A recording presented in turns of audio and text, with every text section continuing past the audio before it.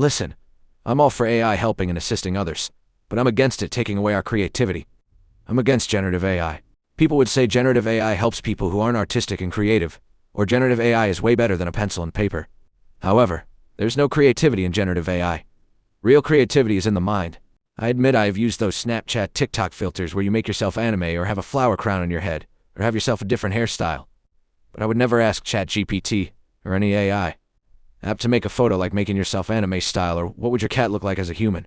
There are artists and lots of creative people who have disabilities and disorders, and they never use generative AI to make their lives better. In fact, the examples I'll use didn't have generative AI during their respective times.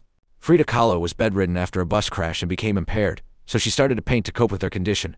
Yayoi Kusama, who is famous for her polka dot-themed art, suffered from hallucinations and would sometimes check herself in a psychiatric hospital. Ludwig van Beethoven was deaf, and he created symphonies. Ada Rim Backman, an Icelandic actress, singer, and dubber, began to make paintings after suffering from ALS. She painted with her mouth. Anna Sulo wrote Black Beauty while on her deathbed. I personally think that everyone should have a creative side. Even if you can't draw, paint, or write, you should at least practice. You don't have to be perfect. You don't have to rely on a generative AI app to make you art.